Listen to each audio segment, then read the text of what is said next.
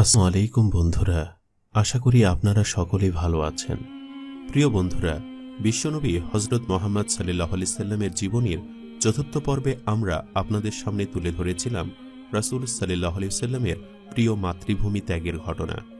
বন্ধুরা, প্রিয় নবী হযরত মুহাম্মদ সাল্লাল্লাহু আলাইহি ওয়াসাল্লামের জীবনীর পঞ্চম এবং শেষ পর্বে আজ আপনাদের সামনে উপস্থাপন করব মুহাম্মদ সাল্লাল্লাহু আলাইহি সাল্লামের নেতৃত্বে কাফিরদের বিরুদ্ধে মুসলমানদের বড় সব জয়। রাসূল সাল্লাল্লাহু আলাইহি সাল্লামের এই জীবনের শেষ দিনগুলো কেমন কেটেছিল এবং তার মৃত্যুবরণ করার ঘটনা, তাই শেষ পর্বটি অবশ্যই মনোযোগ সহকারে দেখবেন। রাসূল সাল্লাল্লাহু আলাইহি সাল্লাম মদিনায় হিজরতের পর মক্কায় মুসলমানদের উপরে অব্যাহতভাবে অত্যাচার চলতে লাগল, আর মুসলমানরা তা নীরবে সয়ে যেতে লাগলেন।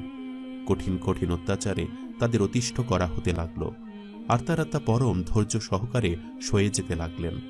অনবরত অত্যাচারের ফলে মুসলমানদের পিঠ যখন দেয়ালে ঠেকে গেল, তখন আল্লাহ তাদের মক্কা ত্যাগ করে মদিনায় চলে যাবার আদেশ দিলেন।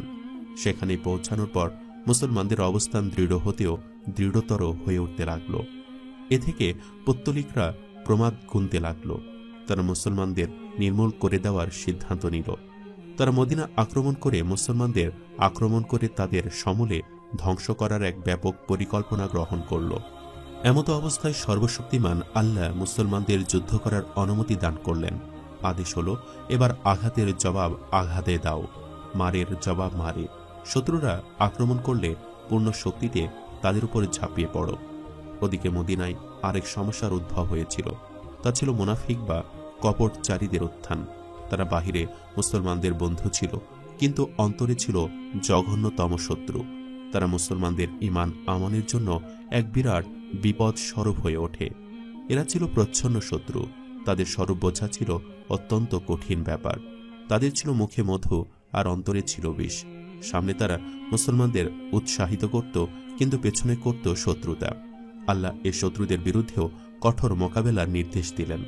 মক্কা ছিল প্রিয় নবী সাল্লাল্লাহু আলাইহি ওয়াসাল্লাম ও তার বহু সংখ্যক অনুসারীর প্রিয় মাতৃভূমি। নিজেদের মাতৃভূমির প্রতি তাদের গভীর মমতা ছিল, কিন্তু সে মাতৃভূমি তাদের শত্রু হয়ে গেল। সেখানে তাদের শ্বাস নেওয়ার পরিবেশ আর থাকল না।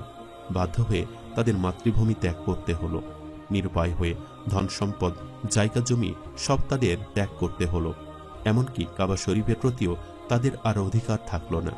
হজ এবং তাওয়াফের উপরেও প্রতিবন্ধকতা নেমে এলো। এজন্য প্রিয় নবী মুহাম্মদ সাল্লাল্লাহু আলাইহি ওয়াসাল্লাম ও তার অনুচরদের দুঃখের অন্ত ছিল না। এবার তাদের দৃষ্টি মক্কার প্রতি নিবদ্ধ হতে লাগল। অত্যাচারীদের বিরুদ্ধে যুদ্ধ করার আদেশ এসে গিয়েছিল।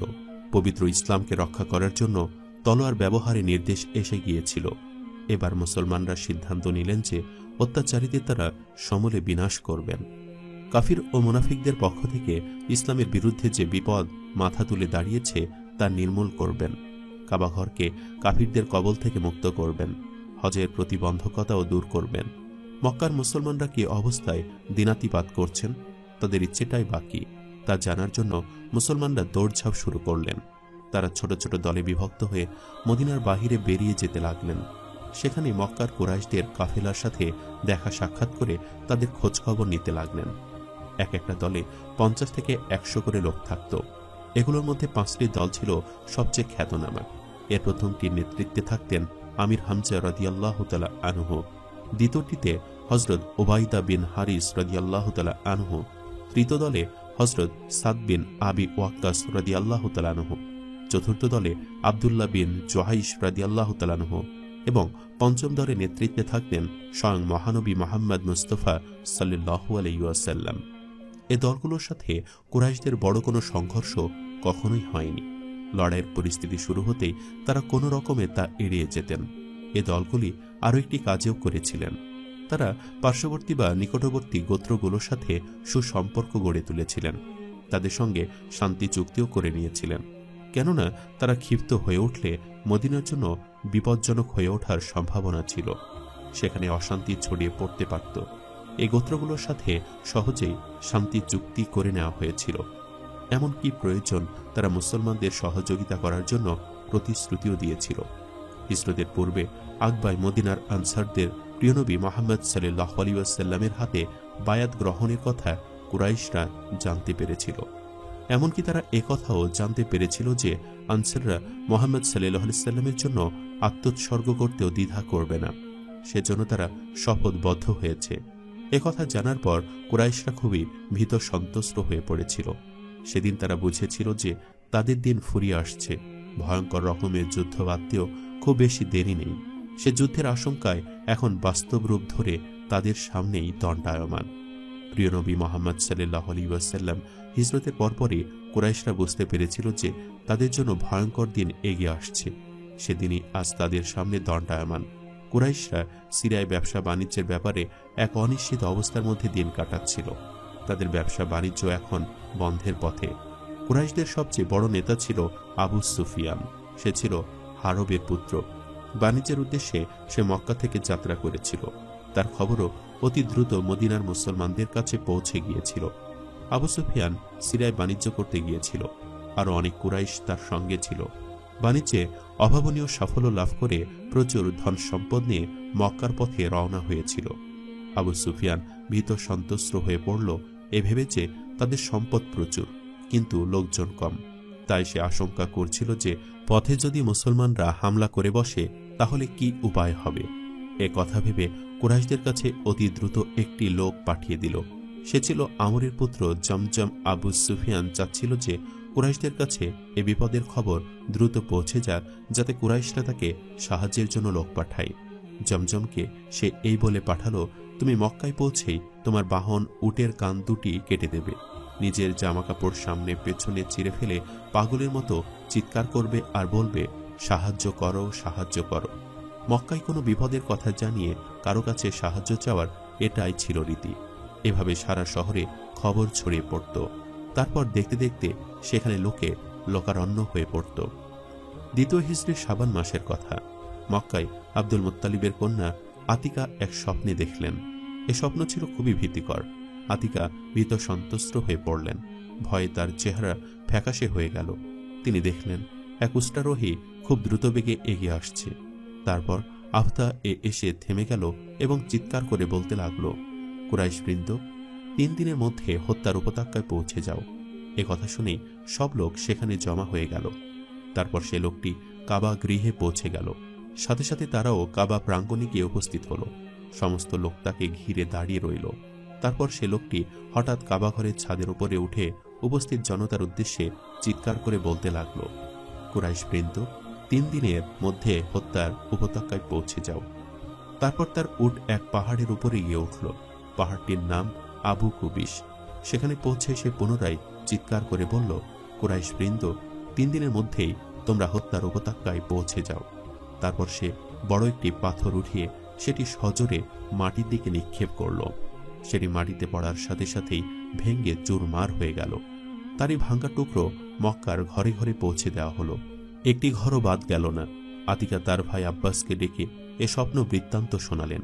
শুনে আব্বাস বললেন, ভগিনী, এ স্বপ্নের কথা তুমি আর কাউকে বলো না। এ স্বপ্ন বৃত্তান্ত কাউকে বলার মতো নয়।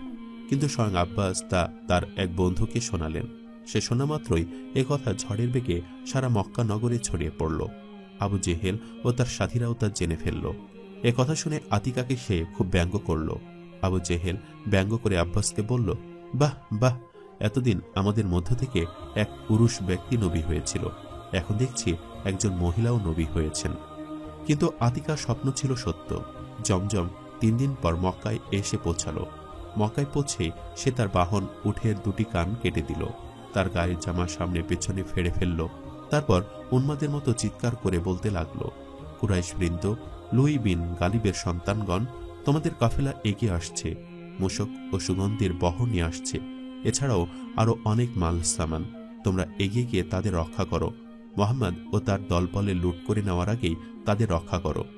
তাদের সাহায্যের জন্য ছুটে চলো, মাল সামান রক্ষা করো, তোমাদের সাথীদের বাঁচাও, নইলে সর্বনাশ হয়ে যাবে। আরবদের আত্মস্তম্ভীরতার কথা কে না জানে। কোনো ব্যক্তি কারো হাতে নিহত হলে হাঙ্গামা ছড়িয়ে পড়ত, আর দেখতে দেখতে ব্যাপক হানাহানি ও খুনোখুনি শুরু হয়ে যেত। দুপক্ষই পিঁপড়ের সারির মতো বেরিয়ে এসে পরস্পরের মুখোমুখি হয়ে সংঘর্ষে লিপ্ত হতো। রক্তের স্রোত বয়ে যেত। বছরের পর বছর ধরে এ লড়াই চলতে থাকত। একের পর এক গোত্র নির্মূল হয়ে যেত। পরস্পরের অগণিত আত্মীয় পরিজন এ লড়াইয়ে নিশ্চিহ্ন হয়ে যেত। এ লড়াই শেষ হওয়ার কোনো লক্ষণ খুঁজে পাওয়া যেত না। আরবে লেখাপড়ার কোনো রীতি রেওয়াজ ছিল না, কিন্তু নিহত ব্যক্তির নাম কাগজে লেখা হতো এবং তার রক্তপণ নেওয়ার জন্য বংশ পরম্পরায় লড়াই অব্যাহত থাকত। আরবের এক ভয়ঙ্কর ও রক্তক্ষয়ী লড়াইয়ের ঘটনা কে না জানে। এ লড়াই 40 বছর ধরে অব্যাহত ছিল। হাজার হাজার মানুষের জীবন প্রদীপ নির্বাপিত হয়েছিল সে রক্তক্ষয়ী লড়াইয়ে। এরকমই আরেক যুদ্ধের পরিস্থিতি সৃষ্টি হল। ঘটনাটি ছিল এরকম। হিজরি দূষণের রজব মাসের কথা। প্রিয় নবী মোহাম্মদ সাল্লাল্লাহু আলাইহি ওয়াসাল্লাম 12 জনের একটি দল নাখলা উপত্যকায় প্রেরণ করেছিলেন। উদ্দেশ্য ছিল এ দল কুরাইশদের সামগ্রিক গতিবিধির ওপর সতর্ক দৃষ্টি রাখবে এবং সে খবর মদিনায় মহানবী সাল্লাল্লাহু আলাইহি ওয়াসাল্লামকে অবগত করাবে। সে সময় কুরাইশদের সংঘবদ্ধ একটি দল ওই উপত্যকা অতিক্রম করছিল। তাদের দেখা মাত্রই এরা তাদের উপরে হামলা চালিয়ে বসল। তাদের ধন সম্পদ লুট করল, একজনকে হত্যা এবং 2 জনকে বন্দী করল। এ নিহত ব্যক্তি ছিল আমর বিন হাজরমি। সে ছিল আমির বিন হাজরমির ভাই। মহানবী সাল্লাল্লাহু আলাইহি ওয়াসাল্লাম এ দুঃসংবাদ শুনে খুবই অসন্তুষ্ট হলেন এবং তাদের বললেন, আমি তো তোমাদের এ কাজের জন্য পাঠাইনি। ওদিকে কুরাইশরা এ ঘটনা জানতে পেরে ক্রোধে অগ্নিশর্মা হয়ে উঠল। তাদের মধ্যে প্রতিশোধের আগুন দাউ দাউ করে জ্বলে উঠল। তারা এতদিন যুদ্ধের ফিকিরে ছিল, আর ঠিক এ সময়ে জমজমের আত্মচিৎকার আগুনে ঘি ঢেলে দিল। এবার তারা উত্তেজনায় কাঁপতে লাগল, সাথে সাথে যুদ্ধের প্রস্তুতি শুরু করে দিল। বিলম্ব না করেই তারা সমাজের বীর জওয়ানদের একত্রিত করল। উটো ঘোড়ার ব্যবস্থা করেই তারা রণসাজে সজ্জিত হয়ে উঠল। ক্রোধে তারা দিকবিদিক জ্ঞানশূন্য হয়ে উঠেছিল। মুহাম্মদ সাল্লাল্লাহু আলাইহি ওয়াসাল্লামের বিরুদ্ধে যুদ্ধে অবতীর্ণ হওয়ার জন্য তারা যেন এই অবস্থাটার জন্যই অপেক্ষা করছিল। তাদের এই প্রতিশোধ স্পৃহা একটা সার্বিক রূপ ধারণ করেছিল। প্রত্যেকটি লোকই যুদ্ধের জন্য প্রস্তুত হয়ে গিয়েছিল। যে নিজে যুদ্ধে যেতে অপারগ ছিল সে তার পক্ষ থেকে আলাদা লোকের ব্যবস্থা করল। সমস্ত কুরাইশ গোত্রপতি এতে অংশগ্রহণ করল, কিন্তু আবু লাহাবের সাহস হল না। সে 4000 দিরহামের বিনিময়ে এক ব্যক্তিকে যুদ্ধে যাওয়ার জন্য প্রস্তুত করিয়ে নিজে না গিয়ে তাকে যুদ্ধে পাঠালো। কিন্তু কেউ যুদ্ধে যেতে ইতস্তত করলে সে তাদের ব্যঙ্গ করে বলতে লাগল, তোমরা তো নারীদের মতো ভীতু, ঘরের বাহিরে যেতে ভয় পাও। সত্যি তোমাদের এই পুরুষত্বহীনতা খুবই লজ্জাজনক ব্যাপার।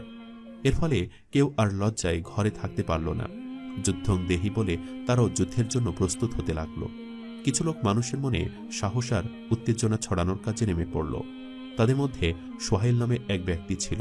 সে কুরাইশদের উদ্দেশ্যে বলল, বিজয়ের বরপুত্রগণ, তোমরা কি চাও যে মুসলমানরা আমাদের কাফেলার উপর আক্রমণ চালিয়ে আমাদের সর্বস্ব লুট করে নিক? আমাদের সবকিছুকে তারা কেড়ে নিক? আমাদের উটগুলোকে তারা হাঁকিয়ে নিয়ে যাক? যদি না চাও তাহলে আর বিলম্ব নয়, সকলে প্রস্তুত হও। যদি মালের প্রয়োজন হয় তাহলে এসো, যত প্রয়োজন নাও। যদি যুদ্ধাস্ত্রের প্রয়োজন হয় তাহলে এসো, তাও প্রস্তুত। কোনো কিছুরই কমতি নেই। 950 লোক নিয়ে কুরাইশরা বেরিয়ে পড়ল। সাথে নিল 100 ঘোড়া আর 750 উট। পদাতিক বাহিনী লৌহবর্মে আপাদমস্তক আবৃত হয়ে বীর বিক্রমে এগিয়ে চলল। এছাড়াও 100 লোকের এক তীরন্দাজ বাহিনীও এগিয়ে চলল। এ দলে নাচনেওয়ালি, গানেওয়ালি মহিলারাও চলল। এরা মহানবী সাল্লাল্লাহু আলাইহি ওয়াসাল্লামের উদ্দেশ্যে অশ্লীল ও নোংরা কবিতা আবৃত্তি করত আর নেচে নেচে পুরুষদের উত্তেজিত করত। কুরাইশদের এ বাহিনী মুহাম্মদ সাল্লাল্লাহু আলাইহি ওয়াসাল্লামের মুণ্ডপাত করতে করতে মদিনা অভিমুখে দক্ষতরে এগিয়ে চলল। তারা শুধু তাদের বাণিজ্য কাফেলাকে উদ্ধার করার উদ্দেশ্যে নয়, বরং ভবিষ্যতে তাদের কাফেলা আর যাতে কখনো কোনো কালে বিপদে পতিত না হয় তার চূড়ান্ত সুরাহা করতে এগিয়ে চলল। আর সেই সাথে মদিনায় মুহাম্মদ সাল্লাল্লাহু আলাইহি ওয়াসাল্লামের নেতৃত্বে যে নয়া শক্তি জেগে উঠছে তাকে সমূলে বিনাশ করা, যাতে কুরাইশরা চিরকালের জন্য নিরাপদ হয়ে যায়। ওদিকে আবু সুফিয়ান কাফেলা নিয়ে এগিয়ে আসতে আসতে হিজাজের নিকটবর্তী স্থানে এসে পড়ল। সে খুবই ভীত সন্ত্রস্ত হয়ে পড়েছিল এই ভেবে যে পাশে সে মুসলমানদের হাতে এসে পড়ে। সে সাথে সে জমজমের পথের দিকেও সতর্ক দৃষ্টি রেখে চলল। মনে মনে ভাবতে লাগলো, জমজম নিশ্চয়ই সদল বলে তাকে সাহায্যের জন্য এগিয়ে আসছে, কিন্তু সে কাউকেই পেল না। তারপর রাত্রি নেমে এলো। এ রাতে আবু সুফিয়ানের কাফেলা বদর প্রান্তে এসে পড়ল। এখানে আসতে কাফেলার উটগুলি অতি দ্রুত বদরের পানির স্রোতের দিকে এগিয়ে চলল, যদি উটগুলির সে মুহূর্তে পানি খাওয়ার বিশেষ প্রয়োজন ছিল না। তারপর উটের বহর সেখানে নেমে প্রাণ ভরে পানি পান করল। কাফেলার লোকজন উটকুলের এ অস্বাভাবিক আচরণ দেখে ঘাবড়ে গেল। তারা উদ্বিগ্ন চিত্তে ভাবতে লাগলো যে উটদের এরকম অস্বাভাবিক আচরণ তো জীবনেও দেখিনি, আজ কেন তারা এমন করল। রাতও ছিল গভীর অন্ধকারে আচ্ছন্ন, তাদের বোধবুদ্ধি আচ্ছন্ন হয়ে পড়েছিল। এর ফলে তারা আরো ঘাবড়ে গিয়ে প্রচণ্ড ভীত সন্ত্রস্ত হয়ে পড়ল। আবু সুফিয়ান এবার গতিপথ পরিবর্তন করল। সে আশঙ্কা করল যে মুসলমানরা বদর প্রান্তরের আশেপাশে কোথাও লুকিয়ে রয়েছে, তাই সে অন্য পথ ধরল। বদর থেকে পথ পরিবর্তন করে সমুদ্র তটের দিকে এগিয়ে চলল। বদরকে বা প্রান্তে রেখে আবু সুফিয়ান দ্রুতবেগে পথ চলতে লাগল। এদিকে কুরাইশরা মক্কা থেকে রওনা হয়ে গেছে। রাস্তায় পানির উপস্থিতি দেখে সেখানেই তারা শিবির স্থাপন করতে লাগল। এ পথেই তারা উট জবাই করল, নিজেরা খেল এবং অন্যদের খাওয়ালো। মাংস ও মদের ফোয়ারা বইয়ে দিতে লাগলো। তারপর পর্যায়ক্রমে তারা পুনরায় পথ চলতে লাগলো। এভাবেই খাওয়া দাওয়া, আরামায়েশ আর আনন্দ ফুর্তির মধ্য দিয়ে এগিয়ে চলল তাদের অভিযান। সে সময় মক্কা থেকে এক ব্যক্তি তাদের কাছে এসে পৌঁছালো। সে তাদের বলল, ভাই সব, তোমরা মক্কায় ফিরে চলো। আমাদের বাণিজ্য কাফেলা নির্বিঘ্নে মক্কায় এসে পৌঁছেছে। মোহাম্মদ ও তার সাথীদের সাথে পথে কোনো সাক্ষাৎ হয়নি। এখন ভালোই ভালোই মক্কায় ফিরে চলো। মদিনাবাসীদের সাথে কোনো সংঘর্ষের কথা মনে আর জায়গা দিও না, তাহলে তারা আমাদের টুকরো টুকরো করে কেটে ফেলবে। কুরাইশ ভাই সব, আর এগিয়েও না, কাফেলা নির্বিঘ্নে ফিরে এসেছে। এর চেয়ে বড় কথা আর কি হতে পারে? তোমরা তো কাফেলাকে রক্ষা করার জন্যই বেরিয়েছিলে। কাফেলা ভালোই ভালো ফিরে এসেছে, এখন আমাদের আর অগ্রসর হওয়ার কি প্রয়োজন? তাই এখন সবাই মক্কায় ফিরে চলো। ওই ব্যক্তি এসব কথা সকলের ভালোর জন্যই বলেছিল, কিন্তু তারা এসব ভালো কথা শোনার জন্য মোটেও প্রস্তুত ছিল না। অধিকাংশ লোকই তার কথা মানতে অস্বীকার করল। ভাবে বনু হাসিম গোত্র একথার যৌক্তিকতা স্বীকার করে ফিরে যেতে রাজি হল। তারা মক্কা ফিরতে চাইলেন, কিন্তু আবু জেহেল বাদ সাধল। সে চিৎকার করে বলল, না, আল্লাহর কসম, আমরা কখনোই ফিরে যাব না। আমরা অবশ্যই বদর পর্যন্ত যাব। বদর একটি গ্রামের নাম, সেখানে প্রতি বছরই মেলা বসত। তা বদর মেলা বলে পরিচিত ছিল। মদিনা থেকে ৮০ মাইল দূরে অবস্থিত। ওই ব্যক্তি মক্কায় আবু সুফিয়ানের কাছে ফিরে এলো এবং সে তাকে সমস্ত ঘটনা বর্ণনা করল। যে সমস্ত কথাবার্তা হয়েছিল সে পুরোটাই তার কাছে বর্ণনা করল। আবু সুফিয়ান এ কথা শুনে খুবই আফসোস করল এবং সাথে সাথে দুঃখিত চিত্তে স্বগতোক্তি করল, হায়রে আমার সম্প্রদায়, এর সবটাই তো আবু জেহেলের কারসাজি। সে ফিরতে প্রস্তুত নয়, কারণ সে আজ তাদের নেতা হয়ে গেছে। সে খুবই বাড়াবাড়ি করছে। এসব হঠকারিতা তো তারই। এ ছিল সকলের জন্যই ভালো একটি প্রস্তাব, কিন্তু সে তা প্রত্যাখ্যান করল। অন্যের সুপরামর্শ গ্রহণ না করা চরম হঠকারিতা। এখন এর ফল সবাইকে ভোগ করতে হবে। মহানবী মোহাম্মদ সাল্লাল্লাহু আলাইহি ওয়াসাল্লাম পুরো ঘটনায় অবগত হলেন। তিনি নিশ্চিত রূপে জানতে পারলেন যে আবু সুফিয়ান তার বাণিজ্য কাফেলা নিয়ে সিরিয়া থেকে মক্কায় ফিরে গেছে, আর এদিকে মক্কার কুরাইশরা মদিনা আক্রমণের জন্য দ্রুত এগিয়ে আসছে। এখন তিনি নিশ্চিত রূপে বুঝলেন যে এক চূড়ান্ত ফয়সালার দিনক্ষণ দ্রুত এগিয়ে আসছে। এখন যদি সাহসিকতার সাথে তার মোকাবেলা না করা যায়, তাহলে ইসলামের মিশন সমূলে বিনাশ প্রাপ্ত হবে, আর তারা আর কখনোই মাথা তুলে দাঁড়াবার সুযোগ পাবেন না। সুতরাং চূড়ান্ত সিদ্ধান্ত নিতে হবে। মহানবী মোহাম্মদ সাল্লাল্লাহু আলাইহি ওয়াসাল্লাম মদিনায় এসেছেন এখনও পুরো ২ বছরও হয়নি। মোহাম্মদ সাল্লাল্লাহু আলাইহি ওয়াসাল্লাম ও তার নিবেদিত প্রাণ সাহাবীরা একেবারে দিনহীন ও নিঃস্ব অবস্থায় মক্কায় এসেছিলেন। এদিকে আনসাররা পুরোপুরি স্থিতিশীল নয়, অন্যদিকে ইহুদিরা অন্ধের মতো বিরোধিতা করছে, আর ওদিকে পৌত্তলিক ও কপটচারীরা সদা সর্বদাই ষড়যন্ত্রে লিপ্ত, অর্থাৎ চারিদিকে শত্রু বেষ্টিত অবস্থায় দিন অতিবাহিত করছে শিশু ইসলাম। সবাই মিলে ইসলামকে গলা টিপে মারার জন্য উদ্যত। এমত অবস্থায় মক্কার ধর্মদ্রোহী পৌত্তলিকরা যদি মদিনায় মুসলিমদের ওপর হামলা করে বসে, তাহলে ইসলাম নির্মূল ও নিশ্চিহ্ন হয়ে যাবে। এখন যদি কুরাইশরা মদিনায় আক্রমণ না চালিয়ে মক্কায় ফিরে যায়, তাহলে তাদের অবস্থাও খুবই তীব্র হয়ে পড়বে। মক্কার শিশুরাও তাদের কাপুরুষতা দেখে উপহাস করবে। আবার তারা যদি শুধু কাফেলা রক্ষা পাওয়ার কথা শুনে মক্কায় ফিরে যেত, তাহলে অবস্থা অন্যরকম হতো। এমত অবস্থায় বদর অভিমুখী কুরাইশরা উভয় সংকটে পড়ে গেল।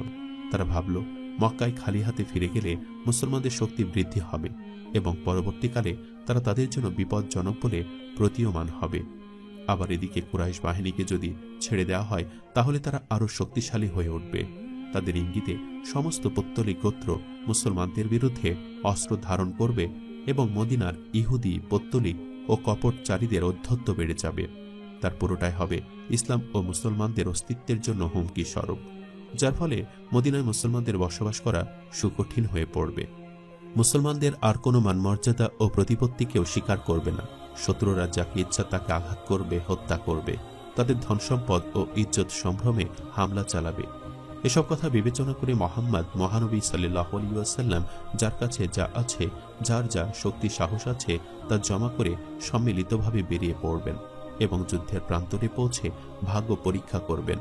এই সিদ্ধান্ত গ্রহণের পর মহানবী সাল্লাল্লাহু আলাইহি ওয়াসাল্লাম মুসলমানদের একত্রিত করে সমস্ত পরিস্থিতি পর্যালোচনা করে সকলের উদ্দেশ্যে বললেন, আমাদের উত্তর প্রান্ত দিয়ে কুরাইশদের বাণিজ্য কাফেলা এগিয়ে আসছে, অন্য প্রান্ত দিয়ে কুরাইশ বাহিনী এগিয়ে আসছে। এখন বলো, তোমরা কোন দিকে অগ্রসর হতে চাও? তার কথা শুনে একটি বড় দল বলল, কাফেলার দিকে। মহানবী মুহাম্মদ সাল্লাল্লাহু আলাইহি ওয়াসাল্লামের আরও কিছু কথা বলার ছিল, তাই তিনি পুনরায় একই প্রশ্ন করলেন। এ কথা শুনে হযরত আবু বকর রাদিয়াল্লাহু তাআলা আনহু উঠে দাঁড়িয়ে কিছু বললেন। তিনি ছিলেন শান্ত মেজাজের একজন বিচক্ষণ ব্যক্তি, তাই ধীরস্থিরভাবে অত্যন্ত বীরত্বব্যঞ্জক বক্তব্য দেওয়ার পর বসে পড়লেন। এরপর উঠলেন হযরত ওমর রাদিয়াল্লাহু তাআলা আনহু। তিনি অতি সুন্দরভাবে অত্যন্ত বীরত্বব্যঞ্জক ভাষণ দিলেন। এরপর ওমর রাদিয়াল্লাহু তাআলা আনহুর পুত্র মিকদাদ রাদিয়াল্লাহু তাআলা আনহু উঠে দাঁড়িয়ে দৃপ্ত কণ্ঠে বললেন, আল্লাহর রাসূল, যেদিকে আল্লাহর আদেশ হয় সেদিকেই চলুন, আমরা আপনার সাথে আছি। বনি ইসরায়েলরা তো তাদের নবীকে বলেছিল, আপনি ও আপনার খোদা গিয়ে যুদ্ধ করুন, আমরা এখানে বসে থাকি, কিন্তু এ কথা আমরা বলবো না। আমরা বলি যে, চলুন আপনার সাথে, আপনার খোদাও চলুন এবং যুদ্ধ করুন। আমরাও আপনার সাথে যুদ্ধ করব এবং আমাদের শেষ রক্ত বিন্দুটুকু দিয়েও শত্রুর মোকাবেলা করব। কোনো অবস্থাতে আমরা আপনাকে পরিত্যাগ করব না। প্রিয়নবী সাল্লাল্লাহু আলাইহি ওয়াসাল্লাম এ ভাষণ শুনে খুবই খুশি হলেন এবং হযরত মিকদাদের প্রশংসা করে তার জন্য দোয়া করলেন। তারপর বললেন, লোক সকল, তোমরাও কিছু বলো। আনসাররা বুঝতে পারলেন যে মহানবী সাল্লাল্লাহু আলাইহি ওয়াসাল্লাম তাদের প্রতি ইঙ্গিত করছেন। প্রকৃতপক্ষে আনসারদের জন্য এটাই ছিল প্রথম সুযোগ। এর পূর্বে আর কোনো ব্যাপারেই তারা মতামত প্রকাশ করেনি। হযরত সাদ বিন মুআজ উঠে দাঁড়িয়ে বললেন, আমি সমগ্র আনসারদের পক্ষ থেকে বলছি, আল্লাহর রাসূল, আমরা আপনার উপর ঈমান এনেছি। আমরা আপনাকে সত্য নবী সাল্লাল্লাহু আলাইহি ওয়াসাল্লাম বলে মেনে নিয়েছি। আমরা সাক্ষ্য দিচ্ছি যে আপনার প্রতিটি বাক্যই সত্য। আমরা আপনার প্রতি আনুগত্যের শপথ পেশ করছি। আল্লাহর নবী, আপনি আমাদের প্রতি যে কাজের ইঙ্গিত করেছেন সে কাজের নিমিত্তে এগিয়ে চলুন। আল্লাহর কসম, আপনি যদি আমাদের সমুদ্রে ঝাঁপ দিতে বলেন তার জন্য আমরা প্রস্তুত। কোনো অবস্থাতেই আমরা আপনাকে ত্যাগ করব না। আপনি যাদের সঙ্গে ইচ্ছা সন্ধি করুন, যাদের বিরুদ্ধে ইচ্ছা যুদ্ধ করুন। আমাদের মাল সম্পদ সবই আপনার পদপ্রান্তে নিবেদন করছি। তা থেকে যা ইচ্ছা গ্রহণ করুন। আপনার যত ইচ্ছা সম্পদ আপনি তা থেকে নিন। আমরা তাতে যার বর্ণায় খুশি হব। এ পথে আমরা ইতিপূর্বে আর কখনো যাইনি। এ ব্যাপারে আমাদের কোনো অভিজ্ঞতাও নেই, কিন্তু আমরা শত্রু দেখে পৃষ্ঠ প্রদর্শন করি না। আমরা তো রণক্ষেত্রের বীর কেশরী। আমরা রণক্ষেত্রে শেষ রক্তবিন্দুটুকু দিয়েও যুদ্ধ করতে পারি। রণক্ষেত্রে আমরা এমন বীরত্ব দেখাবো যে তা দেখে আপনি খুশি হবেন, এটাই আমরা আশা করি। এ ছিল গভীর ভালোবাসা ও নিষ্ঠাপূর্ণ ভাষণ। এ শুনে মহানবী সাল্লাল্লাহু আলাইহি ওয়াসাল্লাম বড়ই খুশি হলেন এবং হযরত সাদের প্রতি কৃতজ্ঞতা জ্ঞাপন করে তার জন্য দোয়া করলেন। হযরত সাদের ভাষণের পর মহানবী সাল্লাল্লাহু আলাইহি ওয়াসাল্লাম বললেন, আল্লাহর নাম নিয়ে অগ্রসর হও, তোমাদের সাথে থাকবে তার অনুগ্রহ। তিনি আমাকে বড় সাহায্যের প্রতিশ্রুতি দিয়েছেন। আল্লাহর কসম, আমার চোখের সামনে শত্রুদের ধ্বংসের ময়দান ভেসে উঠছে। তারপর তিনি তার সাথীদের শত্রুদের ধ্বংসের ময়দানের কথা বললেন এবং সাথে সাথে আরও বললেন, অমুক ব্যক্তি এখানে নিহত হবে, অমুক ব্যক্তিকে অমুক ব্যক্তি হত্যা করবে। এখন লোকেরা বুঝতে পারল যে যুদ্ধ হবে। সেনাবাহিনী রওনা হলো। হিজরতের দ্বিতীয় বছরে রমজান মাসে মদিনা থেকে 1 মাইল দূরে বি আবি ইনবা নামক স্থানে পৌঁছে মহানবী মুহাম্মদ সাল্লাল্লাহু আলাইহি ওয়াসাল্লাম সৈন্য নির্বাচনের জন্য শিবির স্থাপন করলেন। যারা অল্প বয়সী ছিল তাদের বাড়ি পাঠিয়ে দিলেন। তারপর যুদ্ধের জন্য রওনা হলেন। বুধবারের রাতে রোহা পৌঁছালেন। সেখানে পৌঁছে তিনি মুহাম্মদ সাল্লাল্লাহু আলাইহি ওয়াসাল্লাম ওযু করে নামাজে দাঁড়িয়ে গেলেন। শেষ রুকুর শেষে তিনি শত্রুদের অভিশাপ দিলেন, বললেন, হে আল্লাহ, আবু জেহেল এ সম্প্রদায়ের ফেরাউন, তুমি তাকে ধ্বংস করে দাও। তারপর তিনি সামরিক কায়দায় সেনা সজ্জিত করলেন। মুহাজিরদের পতাকা তিনি হজরত মুসাব বিন উমাইরকে প্রদান করলেন। খাজরাজদের পতাকা হজরত হুবাব বিন মুক্তিরকে প্রদান করলেন এবং আউস গোত্রের নেতৃত্বের ভার অর্পণ করলেন হজরত সাদ বিন মাআজকে। প্রিয়নবী সাল্লাল্লাহু আলাইহি ওয়াসাল্লাম তার সাথীদের নিয়ে এগিয়ে চললেন। তার সৈন্য সংখ্যা ছিল মাত্র ৩১৩ জন, সাথে ছিল ৭০টি উট ও ৩টি মাত্র ঘোড়া। বদর প্রান্তরে পৌঁছে তিনি যাত্রা স্থগিত করলেন। সেখান থেকে আলী রাদিয়াল্লাহু তাআলা আনহু, জুবাইর রাদিয়াল্লাহু তাআলা আনহু এবং সাদ বিন ওয়াক্কাস রাদিয়াল্লাহু তাআলা আনহুকে পাঠিয়ে নিলেন শত্রুর গতিবিধি নিরূপণ করতে। মুহাম্মদ সাল্লাল্লাহু আলাইহি ওয়াসাল্লাম এক পাহাড়ের দিকে ইঙ্গিত করে বললেন, এই পাহাড়ের পাশে একটি কুয়া আছে, ওখানে গিয়ে দেখো কুরাইশদের ব্যাপারে কোনো খোঁজ খবর পাওয়া যেতে পারে। তারা সেখানে গিয়ে দেখলেন কুরাইশদের কিছু লোক সেখানে পানি পান করছে। তাদের মধ্যে 2 জন কৃতদাসও ছিল। তারা বুঝতে পারলেন যে এরা আবু সুফিয়ানের কৃতদাস। অনতিবিলম্বে তারা তাদের গ্রেফতার করলেন। অন্যান্য লোকেরা পালিয়ে যেতে সমর্থ হল। তারা পালিয়ে তাদের নিজেদের লোকেদের কাছে পৌঁছে গেল। তাদের একজন বলল, কুরাইশগণ, মুসলমানরা তোমাদের কয়েকজন সাথীকে গ্রেফতার করেছে এবং তাদের বাহিনীর অন্তর্ভুক্ত করেছে। একথা শুনে কাফিররা আগুনের মতো জ্বলে উঠল। ক্রোধে তারা অগ্নিশর্মা হয়ে উঠল। সেনাবাহিনীর মধ্যে শোরগোল উঠল। ওদিকে হজরত আলী রাদিয়াল্লাহু তাআলা আনহু ও তার সাথীরা ওই কৃতদাসদের নিয়ে মহানবী সাল্লাল্লাহু আলাইহি সাল্লামের সেবায় সেখানে পৌঁছালেন। মুসলমানরা তাদের কাছে আবু সুফিয়ানের গতিবিধি সম্পর্কে জিজ্ঞাসাবাদ শুরু করলেন। তারা বলল, আমরা আবু সুফিয়ানের খবর জানি না, আমরা কুরাইশ বাহিনীর লোকেদের পানি খাওয়ানোর দায়িত্বে নিয়োজিত। কথা বলতে লোকেরা তাদের মারতে লাগলো। তারা বারবারই বলতে লাগলো, আমরা আবু সুফিয়ানের কৃতদাস। তখন তাদের মার থামতে প্রিয়নবী সাল্লাল্লাহু আলাইহি ওয়াসাল্লাম তখন নামাজ পড়ছিলেন। নামাজ পড়া শেষ হলে তিনি বললেন, তারা দুজন যখন সত্যি কথা বলছে তখন তোমরা তাদের মারছ, আর যখন মিথ্যা বলছে তখন থামছ। আল্লাহর কসম, তারা সত্যি কথা বলছে, বাস্তবিকই তারা কুরাইশদের লোক। তারপর তিনি তাদের বললেন, আবু সুফিয়ান সম্পর্কে কিছু বলো। 2 কৃতদাস অত্যন্ত বিনয়ের সাথে বলল, আমরা আবু সুফিয়ানকে দেখিনি, তার সম্পর্কে আমরা কিছুই জানি না। প্রিয়নবী সাল্লাল্লাহু আলাইহি সাল্লাম বলল, আচ্ছা, কুরাইশরা কোথায়? 2 কৃতদাস তখন বলল, এখান থেকে সামান্য কিছু দূরে। প্রিয়নবী সাল্লাল্লাহু আলাইহি ওয়াসাল্লাম, তাদের বাহিনীতে কত সৈন্য আছে? 2 কৃতদাস বলল, আল্লাহর কসম, তাদের সংখ্যা অনেক। প্রিয়নবী সাল্লাল্লাহু আলাইহি সাল্লাম বলল, তারা প্রতিদিন কটি উট জবাই করে? 2 কৃতদাস বলল, একদিন নয়, একদিন 10। প্রিয়নবী সাল্লাল্লাহু আলাইহি ওয়াসাল্লাম তার সাথীদের বললেন, শত্রু সৈন্যের সংখ্যা 9 থেকে 10 হাজারের মধ্যে।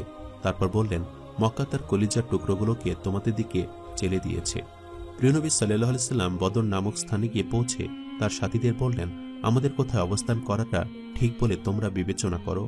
হুবাব বিন মুনজির বললেন, আল্লাহর রাসূল, অগ্রসর হয়ে আগে পানির কুয়োগুলি কবজা করে নেওয়া হোক। ওখানকার ব্যাপারে আমরা ভালো মতোই জানি। প্রত্যেকটি কুয়োই আমরা দেখেছি। ওখানে এমন একটা কুয়া আছে যার পানি কখনোই শুকায় না, আর তার পানিও ভারী মিঠা। ওখানে এক হাউস নির্মাণ করে আমরা পানি ভর্তি করে রাখি। এখানে আমরা প্রচুর পানি পাবো আর শত্রুদের বিরুদ্ধে প্রাণপণে লড়াই চালাবো, আর আশেপাশের সমস্ত কুয়ো আমরা নষ্ট করে দেব। তিনি চাচ্ছিলেন যে আগে থেকে পানির ব্যবস্থা করে রাখা হোক, নইলে শত্রুরা তা অবরোধ করলে আমাদের জন্য তা ক্ষতির কারণ হবে। মহানবী সাল্লাল্লাহু আলাইহি সাল্লাম বললেন, হুবাব, তোমার প্রস্তাবই ঠিক। তিনি উঠে দাঁড়ালেন, সঙ্গে তার বীর সাথীরাও গিয়ে পানির কুয়োগুলো অধিকার করে নিলেন। হুবাবের কথা অনুযায়ী কাজ হলো। সৌভাগ্যবশত সে রাত্রে বৃষ্টি হলো। বৃষ্টির কারণে বালি আর মাটি জমে গেল, ফলে যাতায়াত সহজ হয়ে উঠল। স্থানে স্থানে পানি বন্ধ করে হাউস বানিয়ে নেওয়া হলো। মুসলমানরা সে পানিতে প্রাণ ভরে গোসল করে একেবারে সাফ সুতরো হয়ে গেলেন। সকলে সতেজ হয়ে উঠলেন। কুরাইশদের দিককার মাটি ছিল খুবই নিচু আর নরম, ফলে পানি জমে পিছল হয়ে গেল, ফলে চলাফেরা কঠিন হয়ে পড়ল। মুসলমানদের জন্য এ বৃষ্টি হল রহমত স্বরূপ, আর মুসলমানদের শত্রুদের জন্য তা আযাব বলে প্রতীয়মান হল। প্রিয়নবী মুহাম্মদ সাল্লাল্লাহু আলাইহি ওয়াসাল্লাম আম্মার বিন ইয়াসির রাদিয়াল্লাহু তাআলা আনহু ও আব্দুল্লাহ বিন মাসউদ রাদিয়াল্লাহু তাআলা আনহুর শত্রুদের গতিবিধি নিরীক্ষণের জন্য প্রেরণ করলেন। সেখানে গিয়ে তারা ঘোরাফেরা করে তাদের অবস্থা পর্যবেক্ষণ করে শিবিরে ফিরে এলেন। এসে তারা বললেন, শত্রুদের অবস্থা খুবই শোচনীয়। তারা ভীত সন্ত্রস্ত হয়ে উঠেছে, আর সে সাথে অনবরত বৃষ্টি হচ্ছে। সাদ বিন মাআজ রাদিয়াল্লাহু তাআলা আনহু বললেন, একটি পাহাড়ের ওপর নবী সাল্লাল্লাহু আলাইহি সাল্লামের জন্য একটি তাঁবু নির্মাণ করা হোক, যাতে সেখানে বসে তিনি যুদ্ধের গতিবিধি নিরীক্ষণ করতে পারেন। প্রয়োজনে তিনি ছায়া পেতে পারবেন, চাইলে শুতে ও আরাম করতে পারবেন, আর দোয়া ও নামাজের জন্য তা হবে নিরাপদ জায়গা। এ প্রস্তাব মহানবী সাল্লাল্লাহু আলাইহি সাল্লামের খুবই পছন্দ হলো। তারপর সেখানে যথারীতি একটি তাঁবু স্থাপন করা হলো। প্রিয়নবী সাল্লাল্লাহু আলাইহি সাল্লাম যুদ্ধের ময়দানে গেলেন। সাথে গেলেন তার অতি প্রিয় কয়েকজন বিশিষ্ট সাথী। তিনি এক এক করে কুরাইশ সর্দারদের নাম ধরে ধরে বললেন, অমুক ব্যক্তি এখানে নিহত হবে আর অমুক ব্যক্তি ওখানে নিহত হবে। যুদ্ধের পরে দেখা গেল সেই ব্যক্তিদের লাশ ওই সব জায়গাতেই পড়ে রয়েছে। কেউই সেসব জায়গা থেকে সামান্য আগে পিছেও ছিল না। তারপর তিনি সৈন্যদের মধ্যে গিয়ে পৌঁছালেন। তারপর একজন সমর বিশেষজ্ঞের ন্যায় সৈন্যদের বহু রচনা করলেন। তারপর যুদ্ধক্ষেত্রে এলেন। এ ভাষণ ছিল খুবই উদ্দীপক ও প্রেরণাদায়ক। আল্লাহর প্রশংসা ও শুকরিয়ার পর বললেন, প্রিয়তম ভাতৃবৃন্দ, আমি তোমাদের সেই বস্তুর দিকে এগিয়ে যেতে বলছি যা আল্লাহ নির্দেশ দিয়েছেন, আর আমি তোমাদের সে বস্তু থেকে নিবৃত্ত করছি যা আল্লাহ নিষেধ করেছেন। আল্লাহ বড়ই ক্ষমতাশালী ও মর্যাদাবান। তিনি ন্যায় কাজের প্রতি নির্দেশ দেন, তিনি সত্যকে পছন্দ করেন, তিনি সৎকর্মশীলদের উচ্চ স্থান দান করেন, তার পথের পথিকদের তিনি মর্যাদায় উন্নীত করেন। বর্তমান সময়ে তোমরা ন্যায় ও সত্যের এক ক্রান্তিকাল অতিক্রম করছ। আল্লাহর দরবারে সে কাজে গৃহীত হয় যা তার উদ্দেশ্যে করা হয়। এখন প্রিয় নবী হযরত মুহাম্মদ সাল্লাল্লাহু আলাইহি সাল্লাম, তোমরা ধৈর্য ও সততার সঙ্গে কাজ করো, কেননা এখন যুদ্ধের সময়। যুদ্ধের সময় ধৈর্য ধারণ করলে শান্তি ও আত্মবিশ্বাস লাভ করা যায়, উদ্বেগ ও কষ্ট দূর হয়ে যায়। সবশেষে তা নাজাত বা মুক্তি বয়ে আনে। তোমাদের মধ্যে আল্লাহর নবী উপস্থিত রয়েছেন, যিনি তোমাদের মন্দ কর্ম হতে বিরত থাকতে বলেন আর সৎকর্মের নির্দেশ দেন। আজ তোমাদের কাছ থেকে কোনো খারাপ কাজ যেন সম্পন্ন না হয়, তাহলে আল্লাহ তোমাদের প্রতি অসন্তুষ্ট হবেন। স্বয়ং আল্লাহ বলেছেন, যা তোমাদের বিবেক বিরুদ্ধ আল্লাহর অসন্তুষ্টি তার চেয়েও বেশি। আল্লাহ তোমাদের যে গ্রন্থ প্রদান করেছেন তা দৃঢ়ভাবে গ্রহণ করো। তোমাদের যে নিশানা দেখিয়েছেন তার উপর মনোযোগী হও। অনাদরের পর তোমরা যে আদর পেয়েছ তা থেকে দূরে সরে যেও না, এতে আল্লাহ খুশি হবেন। আল্লাহ আজ তোমাদের আত্মবিশ্বাস চাইছেন। এ সুযোগে তোমরা নিষ্ঠা ও বীরত্বের প্রমাণ দাও। তোমাদের ওপর আল্লাহর করুণা বর্ষিত হবে। তিনি তোমাদের ক্ষমা করবেন। তিনি প্রতিশ্রুতি ভঙ্গ করেন না। তার কথা চিরসত্য। তার গ্রেফতারও অতি কঠিন। আমরা সবাই তারই অনুগ্রহের দান। তিনি সর্বদাই আছেন এবং অনন্তকাল থাকবেন। তিনি সমস্ত জগতের অধীশ্বর। তিনি আমাদের সহায়। আমরা তাকে শক্তভাবে ধারণ করে আছি। আমরা তার উপরই নির্ভরশীল। তিনি আমাদের আশ্রয় ও শান্তিদাতা। আল্লাহ আমাকে এবং মুসলমানদের ক্ষমা করুন। ওদিকে কুরাইশরা উমাইর বিন ওয়াহাবকে গোপনে পাঠালো মুসলমানদের গতিবিধি ও সামগ্রিক অবস্থা নিরীক্ষণের জন্য। সে ঘুরে ফিরে মুসলমানদের গতিবিধি নিরীক্ষণ করে ফিরে গিয়ে কুরাইশদের বলল, মুসলমানদের সংখ্যা খুব জোর 300 হবে। তাদের সাথে রয়েছে মাত্র 70টি উট ও 3টি ঘোড়া। তারপর সে আরো বলল, কুরাইশ ভাই সব বিপদ ঘনিয়ে আসছে, যার পরিণাম মৃত্যু। মদিনার উট মৃত্যুর বাহন। তোমরা শুনে রাখো, সেই লোকেরাই এগিয়ে আসছে যাদের তরবারি ব্যর্থ হয় না। তোমরা দেখছো না, তারা চুপচাপ রয়েছে, কিছুই বলছে না, কিন্তু সাপের মতো ফুঁসছে। আল্লাহর কসম, আমার মনে হচ্ছে তাদের মধ্য থেকে যে মরবে তারা আমাদের না মেরে মরবে না। এখন বলো, এতগুলো মানুষ যদি আমরা বেঘরে মারা পড়ি, তাহলে আমাদের জীবনের আর কি মূল্য থাকলো? উমাইরের কথা কুরাইশদের বিশ্বাস হলো না। তারা অন্য এক ব্যক্তিকে পাঠিয়ে দিল। সে লুকে লুকে ইসলামী সৈন্যদর কাছে পৌঁছালো। ঘোড়ায় চড়ে সে চারিদিকে ঘুরে সবটাই নিরীক্ষণ করল। তারপর সে ফিরে এসে বলল, আল্লাহর কসম, তারা সাধারণ শক্তিতে শক্তিমান নয়। তারা সংখ্যায় অনেক কম, তাদের অস্ত্র শস্ত্র অনেক কম, কিন্তু কথা হলো তারা মরার জন্য এসেছে। তারা এখন আর ঘরে ফিরে যেতে চাচ্ছে না। তলোয়ারই তাদের শক্তি, তরবারি তাদের আশ্রয়দাতা। এখন তোমরা নিজেরা চিন্তা করো। এ কথা শুনে কিছু লোক ভয় কাঁপতে লাগলো। সে উদ্যমহীন হয়ে পড়ল। সে ফিরে যাওয়ার সিদ্ধান্ত নিল। কিছু লোককেও সে বোঝালো, তারাও তার সঙ্গে মিলে মক্কায় ফিরে গেল। কুরাইশ বাহিনী রণক্ষেত্রে অবতীর্ণ হল। প্রত্যেক সৈন্যরাই পা থেকে মাথা পর্যন্ত বর্ম দ্বারা আবৃত। এ ছিল এক আজব দৃশ্য। ওই সময় মহানবী সাল্লাল্লাহু আলাইহি সাল্লাম বিনয় নম্রতা সহকারে গভীরভাবে ভাবাবিষ্ট হয়ে গেলেন। এবার তিনি দুহাত তুলে আপন প্রভুর উদ্দেশ্যে বলতে লাগলেন, প্রভু আমার, এই কুরাইশ লোকেরা গর্ব ও অধ্যতের সাথে তোমার বিরুদ্ধে লড়াই করতে এসেছে। তোমার মনোনীত ধর্মকে দুনিয়ার বুক থেকে নির্মূল করে দেবার জন্য এরা কোমর বেঁধে লড়াই করতে এসেছে। তারা তোমার রসুলকে ব্যর্থ করে দেওয়ার জন্য ময়দানে উপস্থিত হয়েছে। মহাপ্রভু, তুমি সাহায্যের প্রতিশ্রুতি দিয়েছ, এবার তা তুমি রক্ষা করো। হে আল্লাহ, তুমি আমাকে দৃঢ় পদে আসীন থাকার নির্দেশ দিয়েছ এবং বড় ধরনের সাহায্যের আশ্বাস দিয়েছ। তুমি তো বড়ই প্রতিশ্রুতি রক্ষাকারী। মহানবী তিনি যখন আল্লাহর প্রতি গভীর মনোযোগী হতেন, তখন তার কাঁধ থেকে তার চাদরটি কখন পড়ে যেত তা তার খেয়াল থাকত না। এমত অবস্থায় তিনি আল্লাহর উদ্দেশ্যে সিজদায় লুটিয়ে পড়ে বলতে লাগলেন, প্রভু, আজ যদি তোমার এই বান্দারা যুদ্ধের ময়দানে নিশ্চিহ্ন হয়ে যায়, তাহলে কিয়ামত পর্যন্ত এ পৃথিবীতে তোমার ইবাদত করার মতো আর কেউ অবশিষ্ট থাকবে না। একদিকে মহানবীর যখন এই অবস্থা, অন্যদিকে তখন আল্লাহ তার সাহায্যের ব্যবস্থা পাকা করছেন। আর মহানবী সাল্লাল্লাহু আলাইহি সাল্লামের বুকে তখন প্রেরণার শক্তি আর সাহস উদ্যমিত হচ্ছে। তখনও পর্যন্ত তিনি পথেই ছিলেন। শত্রুদের সমর শক্তি সম্পর্কে তখনও বেখবর ছিলেন। আল্লাহ মহানবী সাল্লাল্লাহু আলাইহি ওয়াসাল্লামকে শত্রুর সৈন্যদের দেখালেন। তা থেকে মহানবী সাল্লাল্লাহু আলাইহি সাল্লামের সাহস বাড়ল, অন্তরে গভীর আত্মবিশ্বাসে জেগে উঠল। একথা শোনা মাত্রই মুসলমানদের সাহস বহুগুণ বেড়ে গেল এবং প্রবল আত্মবিশ্বাস নিয়ে তারা যুদ্ধক্ষেত্রে এগিয়ে চললেন। রণক্ষেত্রে দুপক্ষই মুখোমুখি হলে মুসলমানদের দৃষ্টিতে যেমন কাফেরদের সংখ্যা কম দেখালো, তেমনি কুরাইশ বাহিনীর দৃষ্টিতেও মুসলমানদের সংখ্যা কম বলে মনে হল। এর ফলে দুপক্ষেরই মনোবল বৃদ্ধি পেল। এবার দুপক্ষই যুদ্ধং দেহি বলে একে অন্যের ওপরে ঝাঁপিয়ে পড়ল। কিন্তু অদ্ভুত ব্যাপার যে মুসলমানদের দৃষ্টিতে কাফেরদের সংখ্যা বরাবর কম বলে প্রতীয়মান হতে লাগল, অথচ কাফেরদের দৃষ্টিতে মুসলমানদের খুব বেশি বলে প্রতীয়মান হতে লাগল। এর ফলে কাফের বাহিনী ঘাবড়ে গেল, তাদের মনোবল ভেঙে গেল আর প্রবল ভীত সন্ত্রস্ত হয়ে উঠল। কিন্তু মুসলমানদের শক্তি ও সাহস ক্রমাগত বেড়ে চলল। সে সাথে প্রবল বিক্রমে কাফের নিধন করতে লাগল। তোমাদের দৃষ্টিতে কম করে দেখাচ্ছিলেন আর তাদের দৃষ্টিতে তোমাদের কম করে দেখাচ্ছিলেন। যা হবার ছিল বাস্তবে তাই হলো এবং আল্লাহ সমস্ত কিছুরই নিয়ন্ত্রণ কর্তা। তিনি যাকে ইচ্ছা তাকেই সহযোগিতা করেন। কোরআন।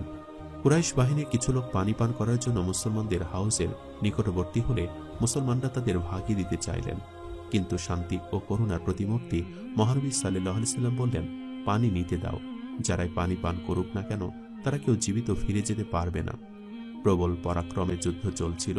সে সময় আবু জেহেল আমির বিন হাজরামিকে উত্তেজিত করল এবং বলল, হত্যার প্রতিশোধের সময় এসে গেছে। প্রকৃত হও এবং কসম খেয়ে তোমাদের আত্মীয় স্বজনদের আহ্বান করো। আমির জাহেলি যুগের আরবদের রীতি অনুযায়ী উলঙ্গ হয়ে চিৎকার করে বলতে লাগল, হায় আমর, হায় আমর। এ আহ্বান সৈন্যদের মধ্যে আগুনের মতো ছড়িয়ে পড়ল। সবার আগে আমির বিন হাজরামি এগিয়ে এলো। তাকে মোকাবেলা করার উদ্দেশ্যে হযরত আমরের রাদিয়াল্লাহু তাআলা আনহুর কৃতদাস হযরত মেহজা রাদিয়াল্লাহু তাআলা আনহু এগিয়ে এলেন। আমির বিন হাজরামি এগিয়ে এসে তাকে হত্যা করল। এভাবে বদরের যুদ্ধে জীবন বিসর্জন দিয়ে ইসলামের ইতিহাসে প্রথম শহীদ হওয়ার গৌরব অর্জন করলেন হযরত মেহজা রাদিয়াল্লাহু তাআলা আনহু। এরপর উত্তা বুক চাপড়ে আস্ফালন করতে করতে কুরাইশ বাহিনীর মধ্য থেকে বেরিয়ে এলো। সে কুরাইশ বাহিনীর সেনাপতিও বটে। সাথে সাথে তার ভাই শওবা এবং তার পুত্র ওয়ালিদও বেরিয়ে এলো।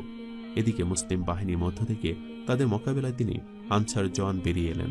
তা দেখে প্রিয় নবী সাল্লাল্লাহু আলাইহি সাল্লাম বড়ই লজ্জিত হলেন। রাসূল সাল্লাল্লাহু আলাইহি সাল্লাম ভাবলেন, এ যুদ্ধ অসত্যের বিরুদ্ধে সত্যের প্রথম যুদ্ধ। এতে সবার আগে আনসারদের প্রথমে যেতে দেওয়া উচিত নয়। প্রথমে মুহাজিরদেরই যুদ্ধে অগ্রসর হওয়া উচিত, কারণ তারা তার লোক এবং আত্মীয় স্বজন। মহানবী সাল্লাল্লাহু আলাইহি ওয়াসাল্লাম বললেন, হাশিম বংশের লোক সকল, এরা অসত্যের পক্ষে সত্যের বিরুদ্ধে যুদ্ধে অবতীর্ণ হয়েছে। এরা সত্যের আলো চিরতরে নিভিয়ে দিতে চায়। তোমাদের নবী সাল্লাল্লাহু আলাইহি ওয়াসাল্লাম যে সত্য নিয়ে এসেছেন, ওঠো, সে সত্যের জন্য তোমরা জীবন দানে অগ্রসর হও। এ কথা শুনে আলী রাদিয়াল্লাহু তাআলা আনহু, হামজা রাদিয়াল্লাহু তাআলা আনহু ও উবাইদা রাদিয়াল্লাহু তাআলা আনহু রণক্ষেত্রে অবতীর্ণ হলেন।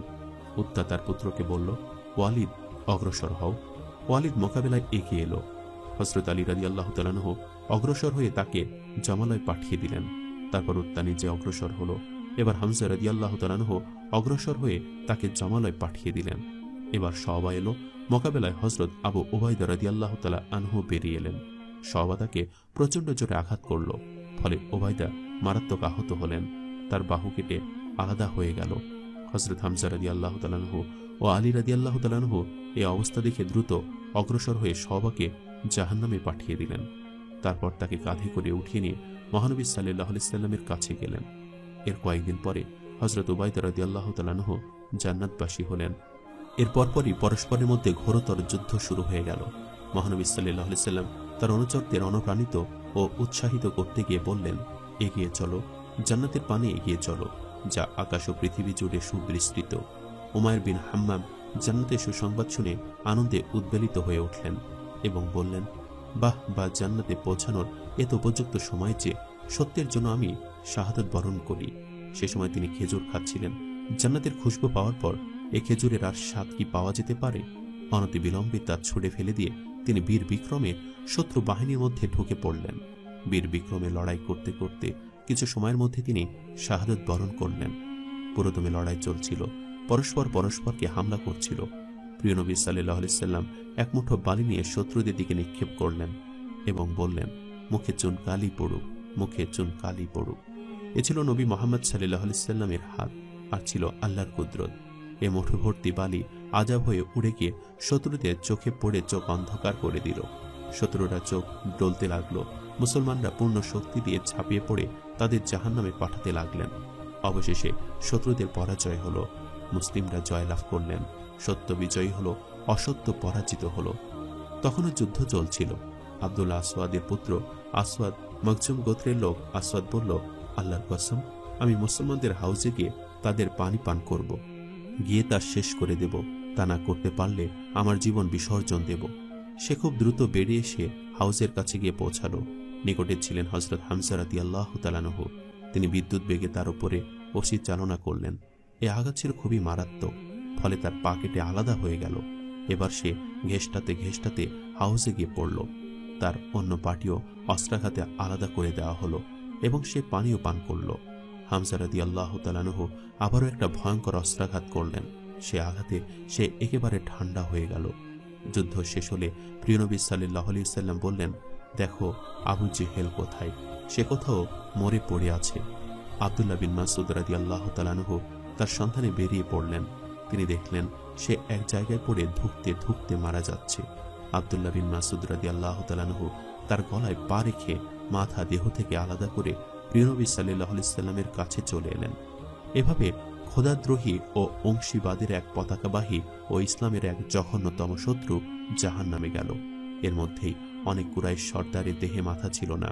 নিহত শত্রু সৈন্যের সংখ্যা ছিল ৭০ এবং বন্দীর সংখ্যাও ছিল ৭০। মুসলমানদের মধ্যে ১৪ ব্যক্তি শহীদ হলেন, যাদের মধ্যে আনসার ছিলেন ৮ ও মুহাজির ছিলেন ৬ জন। মৃত সৈন্য শত্রুদের সংখ্যা ছিল বেশি এবং এদের অধিকাংশের দেহ থেকে মাথা বিচ্ছিন্ন হয়ে গিয়েছিল। সেজন্য তাদের চিনে পৃথক করা কঠিন ব্যাপার ছিল। মহানবী সাল্লাল্লাহু আলাইহি সাল্লাম বেশ বড় একটা কুয়োর মধ্যে সমস্ত মৃতদেহ ফেলে দিলেন।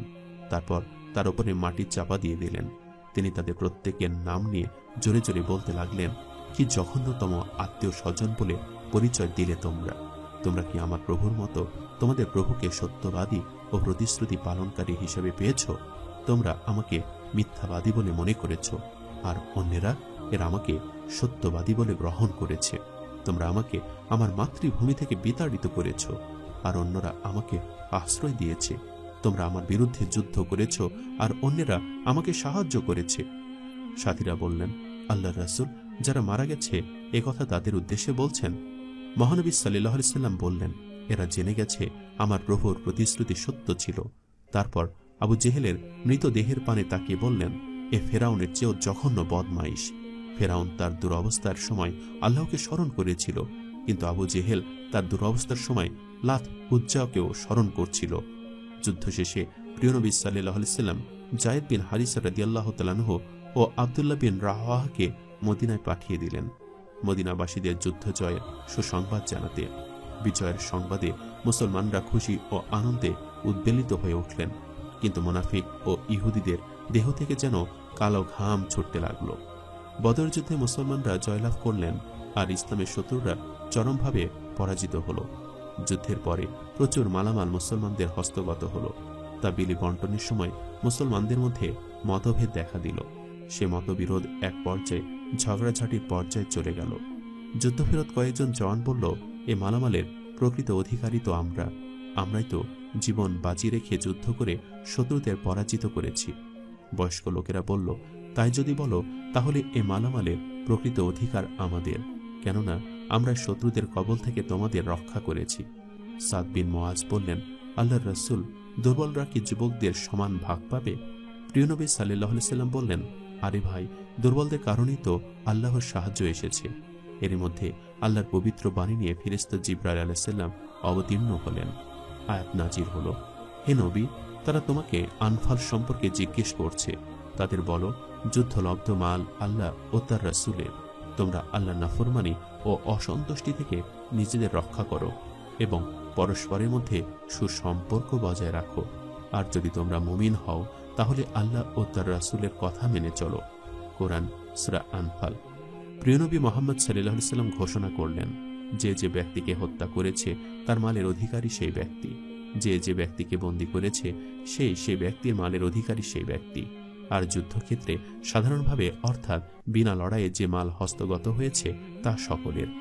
একথা শুনে সবাই মাথা নত করলেন এবং তা বন্টন করার ভার মহানবীর ওপরে অর্পণ করলেন, যাতে আল্লাহর নির্দেশ মতো তিনি তা বিলে বন্টন করেন। বন্দীদের কি হবে এ বিষয়ে প্রিয় নবী সাল্লাল্লাহু আলাইহি সাল্লাম তার সাথীদের সাথে পরামর্শ করলেন। হযরত ওমর রাদিয়াল্লাহু তাআলা আনহু পরামর্শ দিলেন, কুফরি ও নরহত্যার দায়ে তাদের মৃত্যুদণ্ড দেওয়া হোক।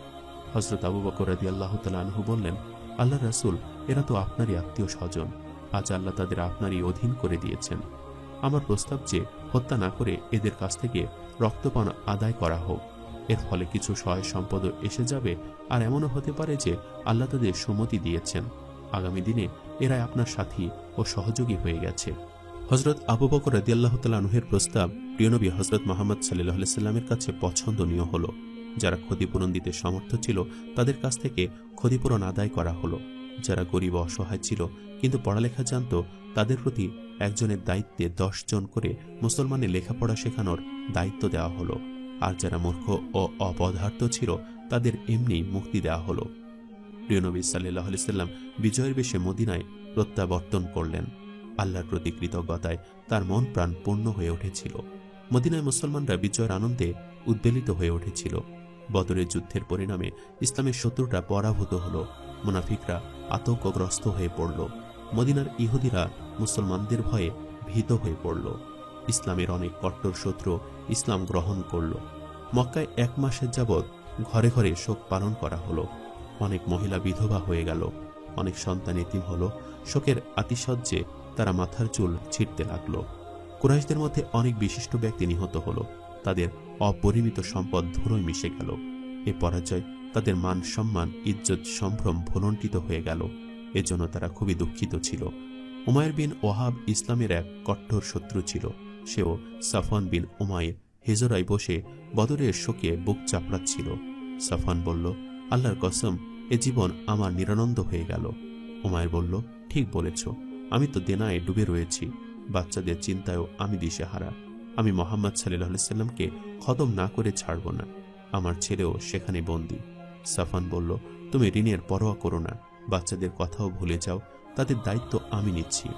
উমাইর মদিনা অভিমুখে রওনা হলো, তরবারি ঘাড়ে ঝুলিয়ে নিল। সেখানে পৌঁছে মসজিদে গিয়ে আশ্রয় নিল তার লক্ষ্য হাসিলের উদ্দেশ্যে। এ দৃশ্য হযরত ওমরের সতর্ক দৃষ্টি এড়াতে পারল না। তিনি পুরো ব্যাপারটায় অনুমান করে নিলেন। তিনি তার ঘাড় ধরে প্রিয় নবী সাল্লাল্লাহু আলাইহি সাল্লামের কাছে নিয়ে এলেন। প্রিয় নবী সাল্লাল্লাহু আলাইহি ওয়াসাল্লাম তাকে জিজ্ঞেস করলেন, উমাইর, কি উদ্দেশ্য নিয়ে এখানে এসেছ? উমাইর বলল, আমার ছেলেকে মুক্ত করার জন্য। আপনি আমার এবং আমার পুত্রের উপর দয়া করুন। প্রিয় নবী সাল্লাল্লাহু আলাইহি সাল্লাম, তরবারি কেন? তরবারি নিয়ে এসেছ কেন? উমাইর বলল, ধ্বংস হোক তরবারি, বদরে যা ঘটে গেল তাই দেখতে এসেছিলাম। তরবারির কথা মনেই ছিল না, তা আমার কাঁধেই রয়ে গেল। প্রিয় নবী সাল্লাল্লাহু আলাইহি সাল্লাম বলল, উমাইর, সত্যি কথা বলো, মিথ্যা বলো না। আমার সাথে মিথ্যা বলে লাভ কি? উমাইর বলল, আমি আমার ছেলের জন্য এসেছি, বিশ্বাস করুন, আমি আমার ছেলের জন্য এসেছি। প্রিয় নবী বলল, হিজরায় সাফওয়ানের সাথে তুমি কি প্রতিজ্ঞা করেছ? এ প্রশ্ন শুনে সে উদ্বিগ্ন হয়ে পড়ল। ভয়ে ভয়ে সে প্রশ্ন করল, কি প্রতিজ্ঞা করেছি? প্রিয় নবী হযরত মুহাম্মদ সাল্লাল্লাহু আলাইহি ওয়াসাল্লাম বললেন, তুমি তার সাথে আমাকে হত্যার প্রতিজ্ঞা করেছ, এ শর্তে যে সে তোমার সন্তানদের দায়িত্ব নেবে আর তোমার ঋণ আদায় করে দেবে। শুনে নাও, আল্লাহ তা হতে দেবেন না। উমায়ের বলল, আমি সাক্ষ্য দিচ্ছি আপনি আল্লাহর রাসূল, এতে কোনো সন্দেহ নেই। উমায়ের রাদিয়াল্লাহু তাআলা আনহু মুসলমান হয়ে গেলেন। প্রিয় নবী সাল্লাল্লাহু আলাইহি ওয়াসাল্লাম তার সাথীদের বললেন, তোমাদের এ ভাইকে কোরআন পড়াও আর তার পুত্রকে ছেড়ে দাও। উমায়ের রাদিয়াল্লাহু তাআলা আনহু মক্কায় ফিরে এলেন। যারা মহানবী সাল্লাল্লাহু আলাইহি সাল্লামের হত্যার সংবাদ পাওয়ার জন্য উদগ্রীব ছিলেন, তারা উমায়ের রাদিয়াল্লাহু তাআলা আনহুর ইসলাম গ্রহণের কথা শুনলেন। মক্কায় পৌঁছে তিনি ইসলাম প্রচারে আত্মনিয়োগ করলেন। লোকদের ইসলাম গ্রহণে উদ্বুদ্ধ করতে লাগলেন। তার প্রচেষ্টায় বহু লোক ইসলাম গ্রহণ করলেন। হিজরতের 10ম বর্ষে মহানবী সাল্লাল্লাহু আলাইহি সাল্লাম লক্ষাধিক বীর মুজাহিদকে সাথে নিয়ে হজের উদ্দেশ্যে মক্কায় রওনা হলেন। এই হচ্ছে বিশ্ব ইতিহাসে হিজ্জাতুল বিদা, আখিরি হজ বা শেষ হজ রূপে অমর হয়ে আছে। কারণ এই হলো তার জীবনের শেষ হজ। এরপরে মক্কা, কাবা ও আরাফাতের জিয়ারত আর করতে পারেন। কেউ কেউ এ হজকে হাজ্জাতুল বালাগ নামে অভিহিত করে থাকেন। কারণ সর্বশক্তিমান আল্লাহর পক্ষ থেকে যে পয়গাম বিশ্ব মানবের দরবারে পৌঁছে দেওয়ার জন্য তিনি আদিষ্ট হয়েছিলেন, এখানেই তা পূর্ণতা লাভ করেছিল। এর পরিণাম ছিল ইসলামের পৃথিবীতে যা ইসলাম ধর্ম নামে পরিচিত। হজের সময় মুহাম্মদ সাল্লাল্লাহু আলাইহি ওয়াসাল্লাম মুসলমানদের উদ্দেশ্যে এক যুগান্তকারী ভাষণ প্রদান করেন। এই ভাষণ ইসলামের জন্য ছিল এক তাৎপর্যপূর্ণ ভাষণ। ভাষণের শুরুতেই বলেন, প্রিয় ভাই সব, আমি যা কিছু বলি তা গভীর মনোযোগ দিয়ে শোনো, কেননা ভবিষ্যতে এখানে তোমাদের সাথে আমি আর কখনো মিলিত নাও হতে পারি।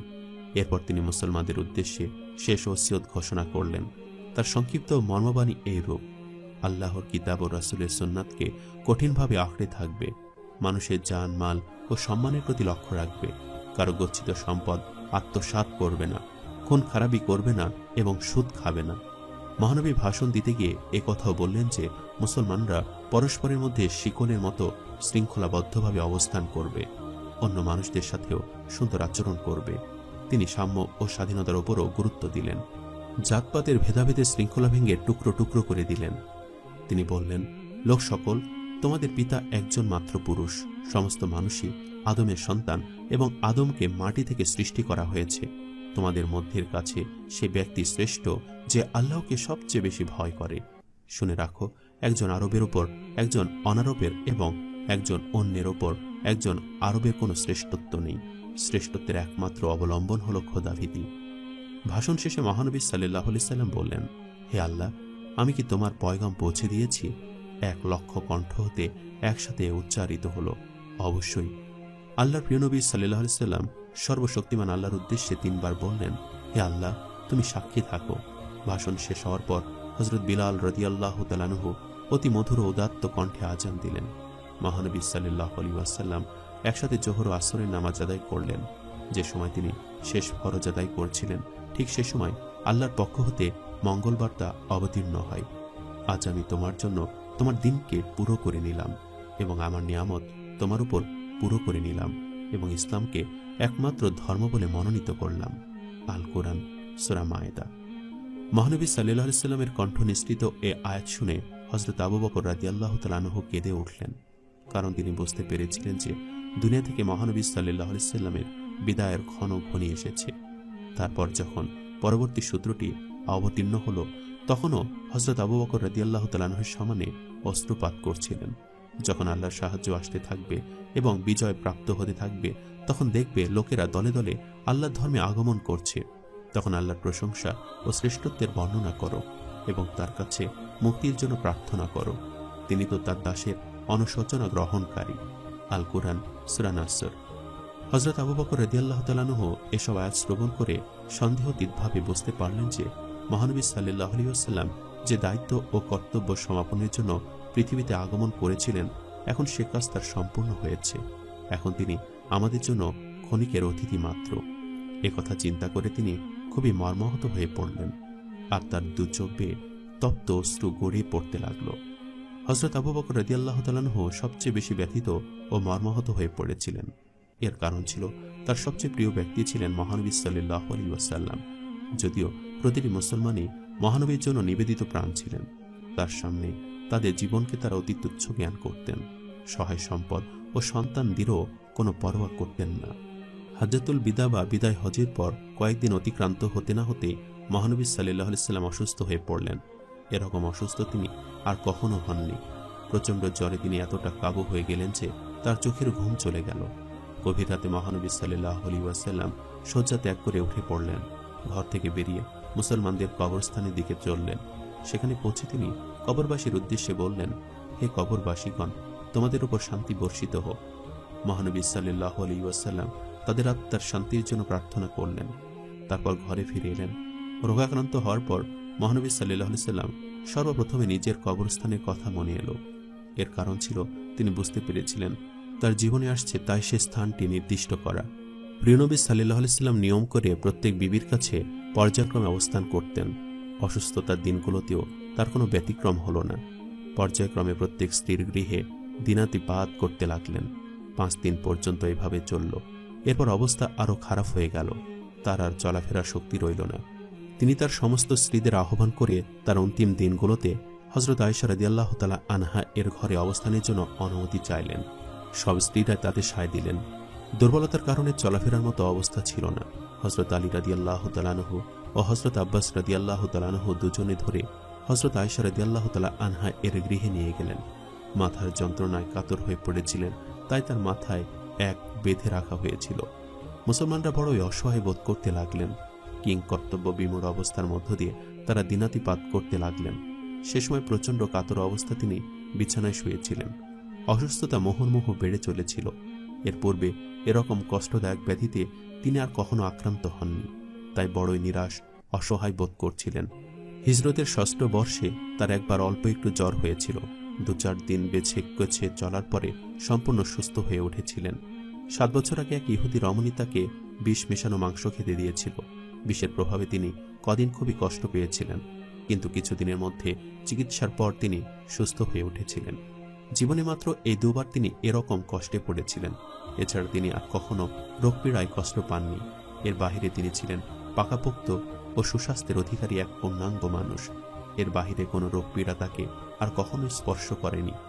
মহানবী সাল্লাল্লাহু আলাইহি ওয়াসাল্লাম খুব বেশি ক্ষুধার্ত না হলে খেতেন না এবং কখনোই পেট ভরে খেতেন না।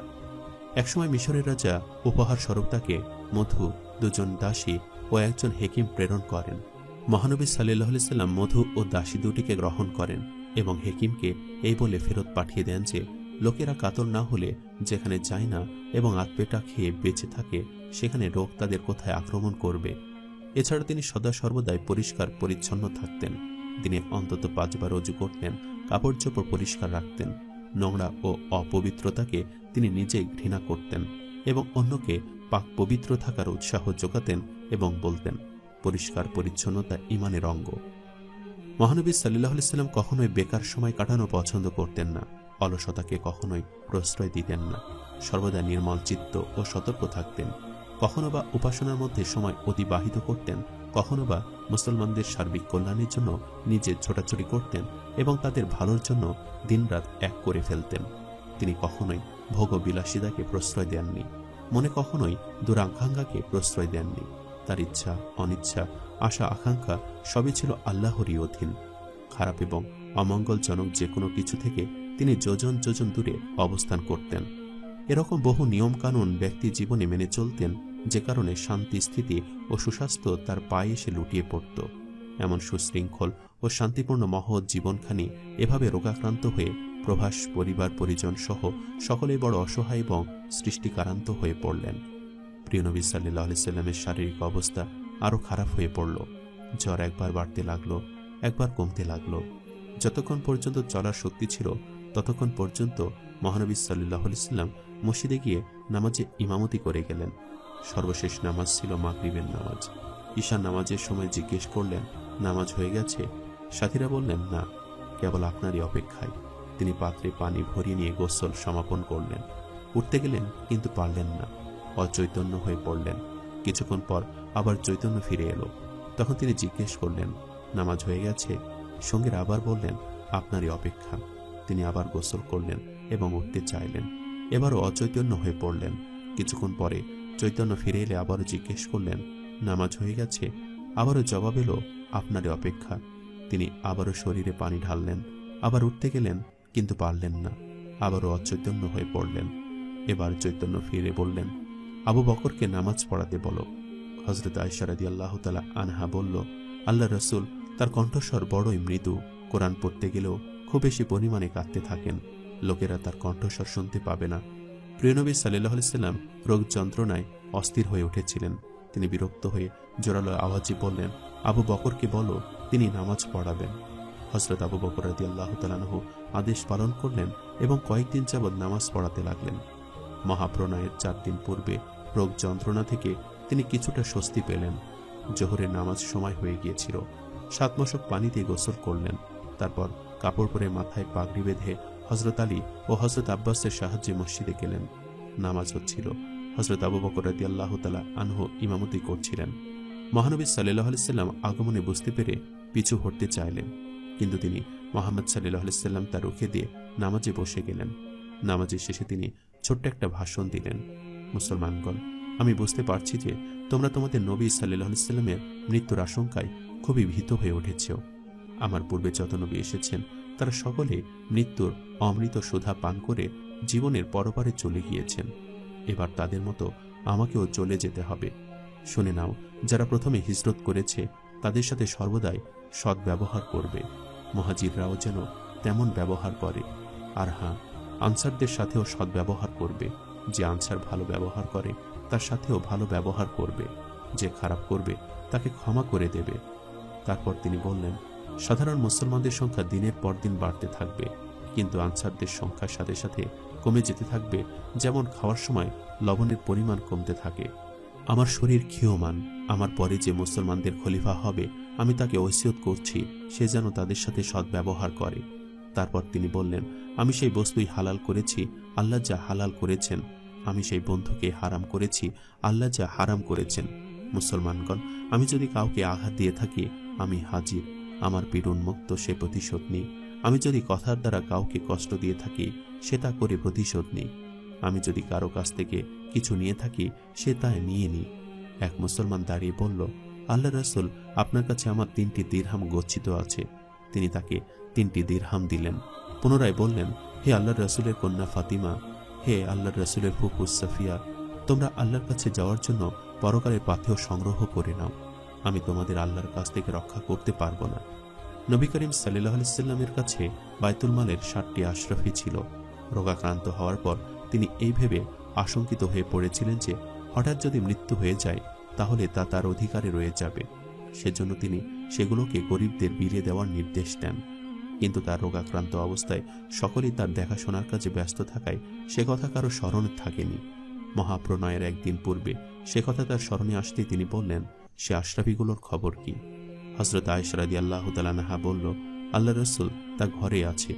মহানবী সাল্লাল্লাহু আলাইহি সাল্লাম সেগুলো চাইলে আয়েশা রাদিয়াল্লাহু তাআলা আনহা তা এনে তার হাতে দিলেন।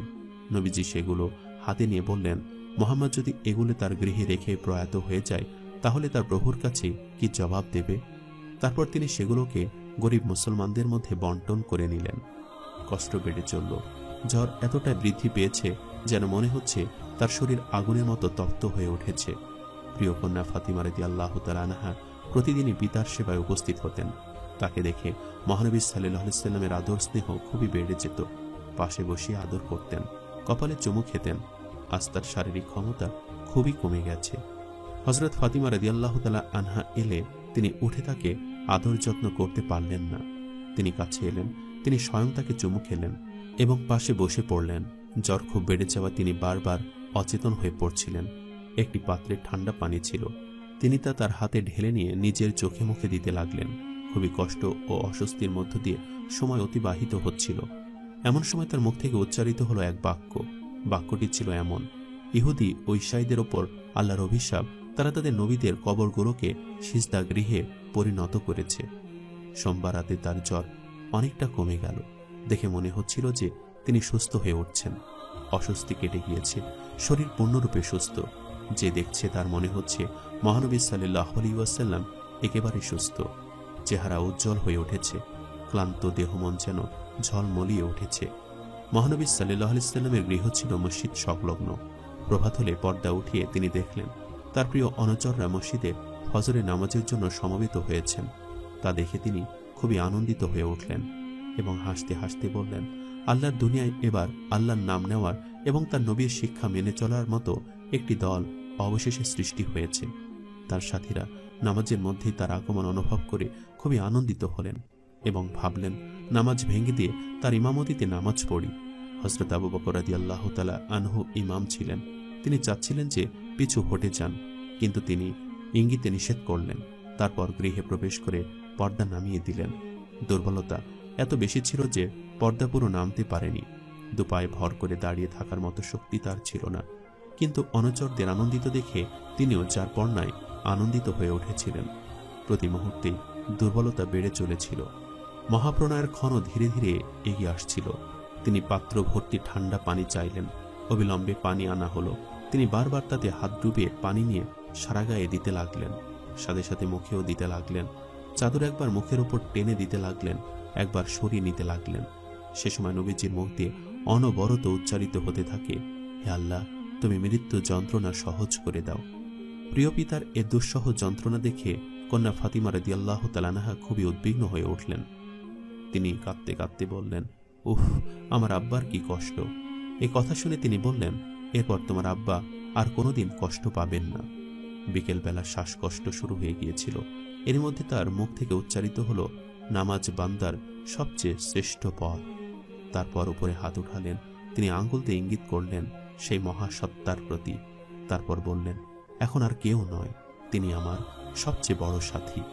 এ কথা বলতে বলতে হাত নেমে এলো, দুই আঁখি মুজে গেল।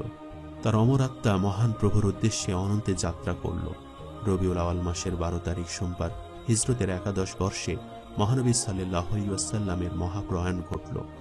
সবার চোখে অন্ধকার ঘনিয়ে এলো, আর মনের আকাশে শোকের ছায়া নেমে এলো। নিঃসন্দেহে আমরা আল্লাহরই এবং আমরা পুনরায় তার কাছে ফিরে যাব। হে আল্লাহ, শান্তি বর্ষিত হোক প্রিয় নবী সাল্লাল্লাহু আলাইহি ওয়াসাল্লামের ওপর, তার সন্তানদের ওপর এবং তার সমস্ত অনুচরদের ওপর। মহাপ্রণয়ের সময় নবী করিম সাল্লাল্লাহু আলাইহি ওয়াসাল্লামের বয়স হয়েছিল 63 বছর। আল্লাহ তাআলা আমাদের সবাইকে রাসূলের দেখানো পথে চলার তৌফিক দান করুক। আমিন।